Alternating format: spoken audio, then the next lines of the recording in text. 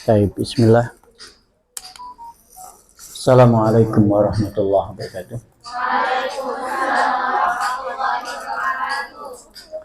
Alhamdulillahirabbil alamin. Wassalatu wassalamu ala asrafil anbiya wal mursalin wa ala alihi wa sahbihi ajma'in. Asyhadu an la ilaha illallah wa asyhadu anna Muhammadan abduhu wa rasuluh. Wa ba'du. Kita lanjutkan lagi tiga dan tiga. Ya. Tiga yang menghancurkan, tiga yang menyelamatkan, tiga yang menghapuskan dosa, dan tiga yang mengangkat derajat. Kita kemarin sampai tiga yang menyelamatkan. Ya, selamatkan dirimu dengan mengamalkan tiga perkara itu. Adil ketika marah dan senang.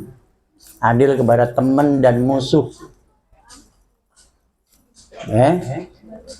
Kemudian sederhana dalam kefakiran dan kekayaan. Ya, kemudian takut kepada Allah di waktu sendiri dan keramaian. Sekarang adalah wasalasun kafaratun. Ya.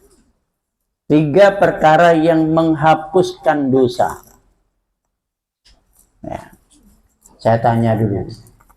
Kita banyak dosa atau banyak sekali? Siapa yang merasa banyak sekali dosanya? Siapa yang merasa banyak sekali dosanya? Baik. Yang merasa banyak dosa itu berarti selangkah lebih maju. Ya. Tapi yang merasa nggak punya dosa itu berarti termasuk hamba yang bodoh. Kenapa hamba yang bodoh? Orang yang pinter itu orang yang tahu diri, mengakui dirinya sendiri penuh dengan kekurangan, penuh dengan kekurangan. Kita ini di hadapan Allah, lihat perintah-perintahnya sering kita abaikan. Melaksanakan perintah pun setengah hati atau malah seperempat hati. Gak sepenuh hati. Dengan terpaksa. Sholat dengan terpaksa. Ya kan? Sholat sih sholat. Zikir sih zikir. Tapi terpaksa. Belum. Coba ini hamba yang baik atau buruk ini? Buruk. Hamba yang baik itu hamba yang penuh dengan sesadar-sadarnya melaksanakan perintah karena Allah. Bukan karena ustadz-ustadzah lagi. Bukan karena orang tua lagi. Ya. Karena kita tahu diri, perintahnya sering kita abaikan, larangannya kita terjang. Dilarang pakai minyak wangi, ya, masih juga kan udah ada larangan itu tapi masih ngeyel. Ini hamba yang banyak ngeyel, hamba yang banyak dosa, ngeyel itu nggak mau pasrah sama Allah. Hamba yang tawakal yang seperti ini dikatakan oleh Kak Ismi tadi, itu adalah hamba yang selalu pasrah, tunduk patuh kepada perintah larangan Allah. Diperintah sami'na wa ata'na, dilarang sami'na wa ata'na. Itulah hamba yang baik. Jadi hamba yang baik itu adalah seperti dicontohkan Rasulullah. Rasulullah mengatakan apa? Inni atqakum lillah. Aku yang paling takwa dari kalian kepada Allah. Paling takwa maknanya apa? Paling cepat melaksanakan perintah. Ada perintah paling cepat. Wa atqakum lillah. Aku yang paling takut kepada Allah dari kalian. Paling takut kepada Allah maksudnya apa? Paling jauh dari dosa. Ya, kalau ada perintah paling cepat, kalau ada larangan paling jauh dari larangan. Itu hamba paling baik. Nah kita ini kebalik. Ada perintah, malesnya minta ampun. Ya, banyak perintahnya kita abaikan, kita remehkan. Larangannya, ini kan nggak dosa besar, cuman dosa kecil aja ini. Kita mengabaikan larangan Allah.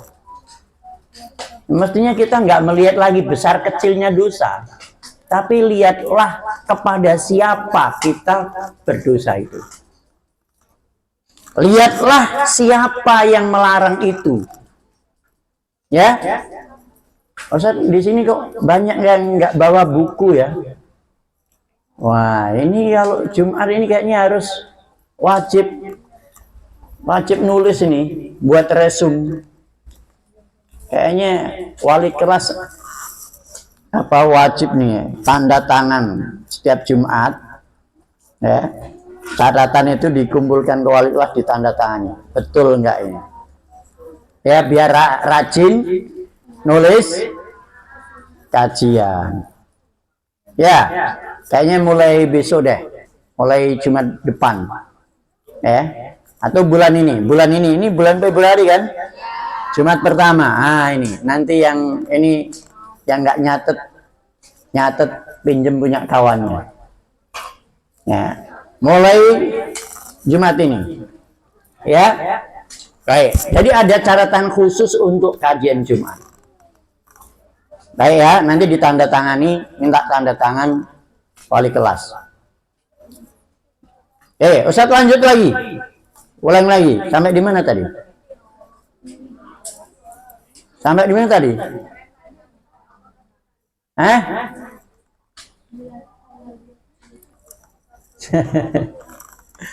Sampai di mana tadi? Orang yang paling takwa, hamba yang paling baik adalah yang paling cepat mengerjakan perintah, paling jauh dari larangan.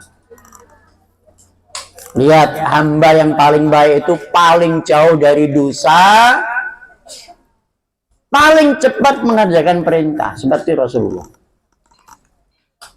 Nah, kalau kita masih belum seperti itu berarti kita perlu banyak istighfar.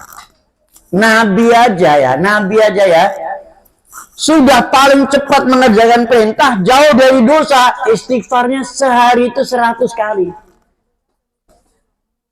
Istighfarnya berapa kali? 100 kali minimalnya beliau katanya.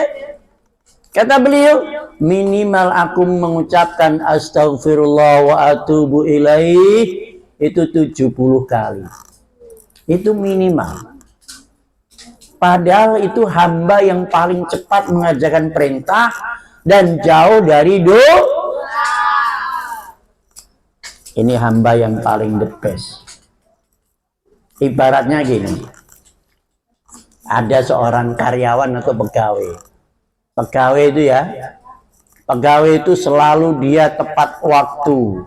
Ada perintah atasan selalu tugas dikerjakan dengan tuntas muntas. Kerjakan dengan tuntas muntas. Kerjaannya bagus. Dia nggak pernah melanggar. Nggak pernah mangkir, nggak pernah, jarang dia melakukan pelanggaran-pelanggaran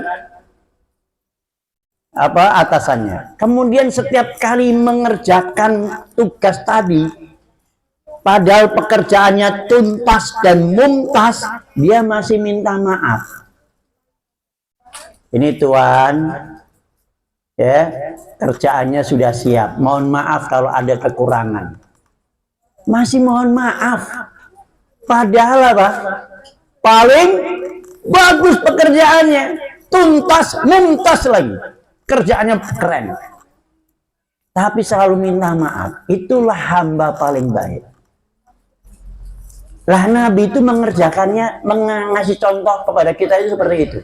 Jadilah hamba Allah itu selalu mengerjakan perintah dengan cepat. Makanya cepat mengerjakan perintah dikerjakan dengan mumtaz. Kemudian jauh dari dosa. Ya. Nah kalau bagaimana dengan hamba yang masih banyak dosa, Ustaz? Nah, Allah yang Maha Pengasih, Penyayang, Rahman dan Rahim, itu pun memberikan apa? Memberikan peluang-peluang untuk diampuni dosa, bukan hanya dengan istighfar dan taubat, tapi amal soleh itu bisa untuk menghapuskan dosa. Amal soleh itu bisa menghapuskan dosa. Di antaranya adalah sholat 5 waktu. Makanya di situ yang pertama kali apa? Intidarus sholah ba'das sholah. Ya, menunggu sholat setelah sholat. Ya, menunggu sholat setelah sholat. Sholat 5 waktu itu, ya, sebagaimana Rasulullah SAW bersabda, as-salawatul khamsah, salat yang 5, wal jum'ah ilal jum'ah, salat Jum'ah ke Jumat berikutnya, wa Ramadan ila Ramadan, Ramadan ke Ramadan berikutnya, mukaffiratun, itu semuanya menghapuskan dosa. Idzastuni batil kabair, kalau dia meninggalkan dosa-dosa besar. Apa dosa besar? Dosa besar itu syirik. Meninggalkan sholat 5 waktu itu dosa besar loh. Setelah syirik, itu dosa besar. Kemudian durhaka kepada kedua orang tua. Kemudian berzina. Nah, selama hamba itu tidak melakukan 4 ini, membunuh, ya, selama nggak melakukan dosa besar, maka sholat 5 waktunya bisa menghapuskan dosa harian. Sholat Jumatnya bisa menghapuskan dosa mingguan. Puasa Ramadannya bisa menghapuskan dosa tahunan. Masya Allah, itu kuasa Allah, baiknya Allah kepada hamba. Hamba itu penuh dengan dosa, tapi Allah memberikan peluang dihapusnya dosa dengan amal soleh. Maka dalam hadis itu Nabi juga mengatakan, wa'at bi'issayi'atal hasanata tamhuha, ikutilah dosamu dengan perbuatan baik, kebaikanmu akan menghapuskan dosamu. Ya, contoh gini, kamu pulang lambat, omimu marah-marah, tapi di tengah marah-marah itu kamu langsung lihat tumpukan piring, langsung kamu cuci piringnya. Omimu redam nggak marahnya?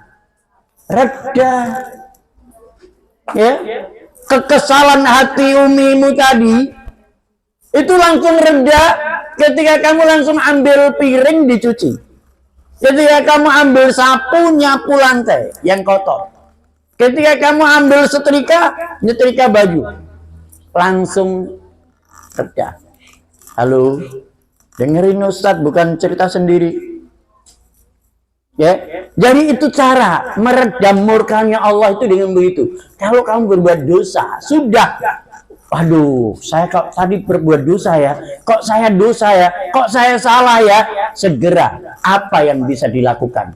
Sholat 2 rakaat, baca Quran, zikir, istighfar 100 kali, sedekah, apa saja, lakukanlah supaya murka Allah padam. Ya, supaya murka Allah itu padam. Lah salah satu yang akan yang kita bahas di sini adalah yang wa amal kafarat intidarus shalah ba'da shalah. Menunggu salat setelah salat. Jadi kalau udah azan, kita juga sepakat di sini salatnya berjamaah kah? Walaupun per kelas ya. Ya. Kamu sholat sunnah dulu, ada qobliyah. Setelah itu kamu nunggu kawanmu yang lain yang belum siap baru qomat. Itu sholat setelah sholat. Menunggu sholat setelah sholat. Kamu sholat sunnah dulu, qobliyah. Kemudian kamu menunggu sholat berjamaah bareng. Intidarus shalah ba'da shalah. Ya. Itu menunggu sholat setelah sholat. Dan ketika kamu waktu menunggu sholatmu tadi, ke sholat, kamu dapatkan doa para malaikat. Doa malaikat mendoakan orang yang duduk di dalam sholatnya, ya. Kemudian dia menunggu waktu sholat sampai dia sholat selesai. Setelah sholat jamaah, kamu juga masih duduk di situ. Halo bang, halo kok bang, kak, ini ngobrol terus ini, ya. Kita perhatikan sini, catat, bukan ngobrol sendiri, ya. Jadi sampai mana tadi? Malaikat mendoakan untuk orang yang setelah sholat zikir di tempat duduknya sampai dia belum sampai hadasnya hilang atau sampai dia pindah tempatnya. Setelah sholat kamu zikir, kamu belum hadas, kamu pindah, baru malaikat berhenti mendoakan kamu. Jadi kalau habis sholat udah jangan pindah kemana-mana, udah di situ, duduk situ, zikir, selesaikan.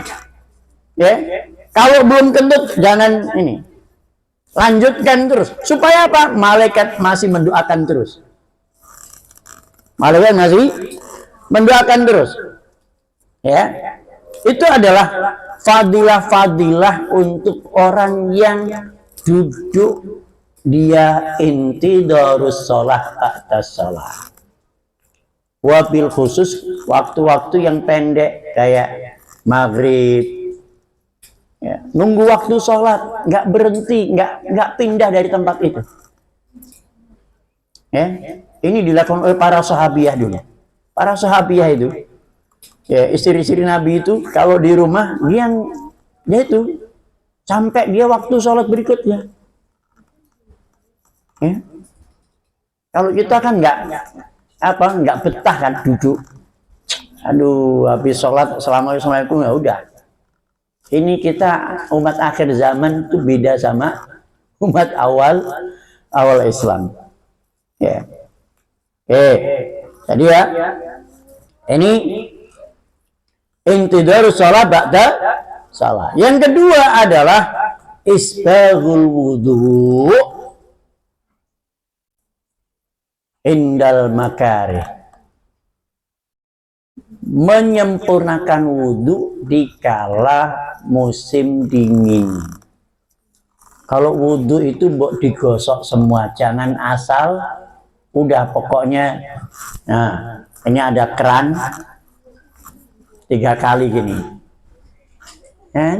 3 kali gini, dah, nggak digosok, kakinya begini 3 kali, nggak digosok, masya Allah. Cemana dia sempurna. Bagaimana dia memastikan semua sela-sela jari itu basah.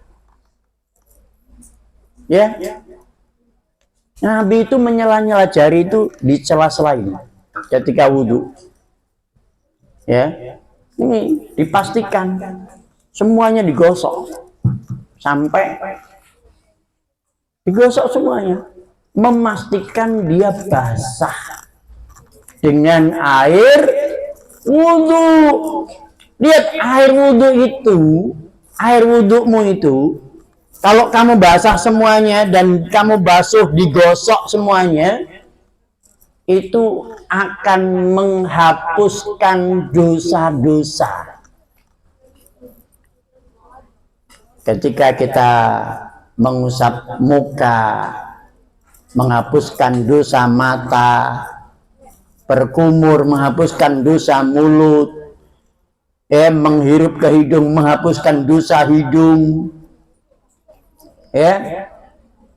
kemudian membasuh telinga menghapuskan dosa telinga, tangan menghapuskan dosa tangan, kaki menghapuskan dosa kaki, berguguran mengikuti tetesan air wudhu.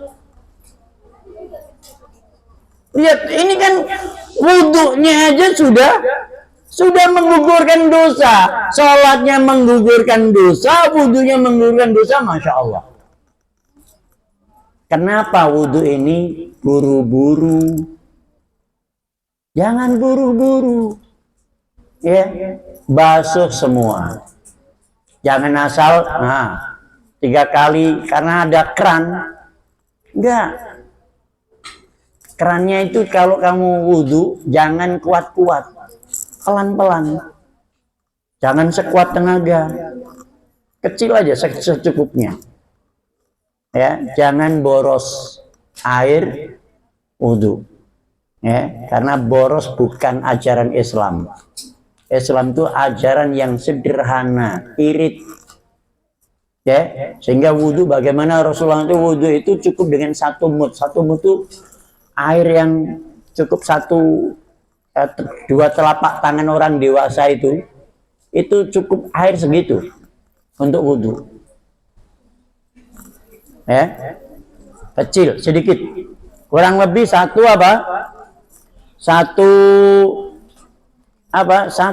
gelas aqua itu loh. 1 gelas itu 200 mili ya.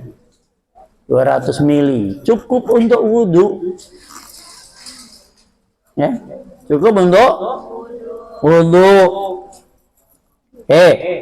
Kemudian yang ketiga yang menghapuskan dosa itu adalah